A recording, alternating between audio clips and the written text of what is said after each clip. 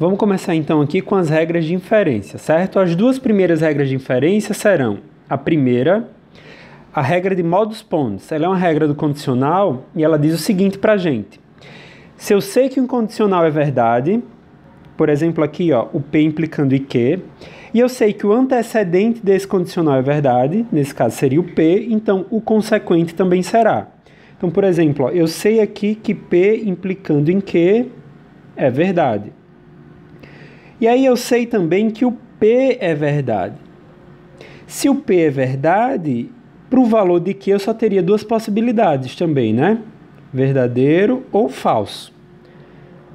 Só que se Q for falso, aí o condicional não seria verdade. Então a gente entraria em conflito com esse primeiro item daqui. Então se o condicional é verdade e P é verdade, automaticamente Q terá que ser também. Então, se eu tenho o condicional sendo verdade, seu antecedente sendo verdade, logo o consequente, o que vem depois da seta, também será. É isso que nos diz a regra de modus ponens, certo? Exemplo dentro da prova de argumento.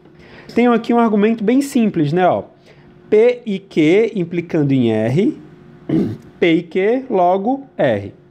Quando eu estiver diante do argumento, eu vou ter que construir a prova com a utilização das regras, de maneira que eu vou pegar o que vem antes dos dois pontos ou dos três pontos, tem alguns autores que colocam o logo aqui também, de forma que eu chegue nessa conclusão, que é isso aqui que vem depois. Quando eu estiver provando o argumento, o primeiro passo será o seguinte, eu pegar tudo que vem antes da conclusão e encarar como premissa ou como verdade. Então, vou chegar aqui e vou começar a listar. Então, primeiro, vou encarar como verdade que P e Q implica em R. E aí eu chego aqui e digo, ó, isso é uma premissa para a gente. Isso a gente vai tomar como verdade inicialmente. E aí depois eu vou para a segunda. A segunda é o quê? Ó? P e Q é verdade, porque a gente está encarando ela como premissa. Se nós observarmos, eu tenho na premissa 1 condicional e na premissa 2 eu tenho o antecedente, aquilo que vem antes do condicional. Então, se o condicional é verdade e o seu antecedente também é, o que é que eu posso concluir daí? Que o consequente, que o que vem depois da seta também é verdade. Como é que eu cheguei a essa conclusão? Eu cheguei a essa conclusão porque eu peguei a premissa 1 e a premissa 2 e utilizei a regra do modus ponens. Com isso eu consegui chegar em R, que é a prova do meu argumento. Vamos para outro exemplo aqui da regra do modus ponens, certo? Tenho aqui um argumento que ele tem como conclusão o S. Vamos tentar aqui chegar no S. Então, primeiro passo, tudo que vem antes da conclusão é premissa. A primeira delas é P implicando em Q. A segunda é Q implicando em R. A terceira é R implicando em S. E a quarta premissa é P. Então, tem três premissas aqui e a gente tem que chegar até o S. Eu vou começar a observar quais das premissas eu posso combinar de forma a utilizá-la. Então, se a gente observar, eu tenho na premissa 1, P implicando em Q, um condicional, e eu tenho na premissa 4, P. Então, em 1 e 4 eu tenho um condicional e o seu antecedente como verdade.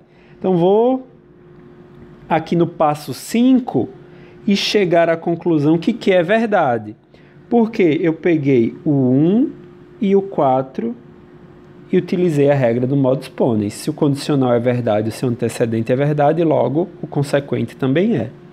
No momento que eu sei que Q é verdade, eu posso observar ali a premissa 2, que também é um condicional e tem como verdade o Q. E aí, novamente, se o condicional é verdade e o antecedente é verdade, logo o consequente também é. Como é que eu sei disso? Eu peguei o 2 e peguei o 5 e apliquei a regra dos modus ponens. Agora, se eu sei que R é verdade, eu posso chegar na conclusão. Eu vou saber que essa é a verdade. Como é que eu sei que essa é a verdade? Porque a terceira premissa diz o seguinte, ó, R implicando em S é verdade. E no passo 6 eu tenho que R é verdade, então o antecedente é verdade. Se o condicional é verdade e o antecedente é verdade, logo o consequente é verdade. Como é que eu sei disso? Quando eu juntei o passo 3 e o passo 6 e apliquei modus ponens. Dessa forma, ó, cheguei na conclusão, fiz a prova do argumento. Certo? Modus ponens, então, seria a primeira regra. Qual seria, então, a nossa segunda regra? A nossa segunda regra é a regra do modus tollens. E a regra do modus tollens está com um errinho aqui, ó. É não P. Se eu sei que P implicando em Q é verdade, e eu sei que o que está depois da seta, o consequente, não é verdade, é falso, logo o antecedente vai ser também, porque ó, eu tenho P implicando em Q, isso aqui é verdade.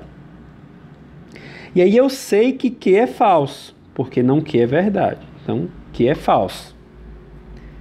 Se Q é falso, P não pode ser verdadeiro, porque senão eu ia ter Vera Fischer, né, verdadeiro implicando em falso, e aí eu não poderia ter esse condicional como verdade. Então, se o Q já é falso, a minha única possibilidade, então, seria que P fosse falso também. E aí eu teria falso implicando em falso, e aí este condicional poderia ser verdade. Então, se o condicional é verdade, mas o consequente é falso, logo o antecedente também será falso. Vamos para um exemplo? Aqui, ó. Tenho novamente uma prova de argumento e a nossa conclusão é R, ó. Conclusão é R. Tudo que vem antes da conclusão é premissa, então a primeira premissa é P implicando em Q. Premissa. Segunda premissa é não P implicando em R. Premissa. Terceira premissa é não Q. Vamos ver o que é que eu posso fazer aqui, ó. De início a gente já pode observar, o ideal é quando vocês forem resolver um argumento, vocês observem inicialmente as proposições simples, a mais simples que a gente tiver. Nesse caso a proposição mais simples é a 3, o não Q. Como é que eu poderia fazer uma combinação do não Q? Eu posso fazer uma combinação do 3 com 1, onde eu tenho o Q. Ó, eu tenho um condicional sendo verdade e o consequente sendo falso. Isso me diz o quê? Que o antecedente também é falso. Como é que eu sei disso? Eu sei disso se eu pegar a premissa 1 e a 3 e utilizar a regra do modus tollens. Terminei a prova de argumento por aí? Não terminei, preciso chegar no R. Tenho não P agora, vou observar com quem que eu posso combinar isso. Eu posso combinar com 2. Eu tenho um condicional sendo verdade e o seu antecedente sendo verdade. Ó. Não P é o antecedente do não P implicando em R. Logo, se o condicional é verdade e o antecedente é verdade, o consequente também é. Como é que eu sei disso? Quando eu pegar o 2 e o 4 e utilizar a regrinha anterior, que é o modus ponens. Dessa forma, ó, a gente conseguiu chegar até essa prova de argumento. Beleza? Regras, então, que a gente viu: modus ponens e modus tollens. Todas as duas regras mexem com um condicional apenas. Beleza? Vamos para as próximas duas regras aí no próximo vídeo.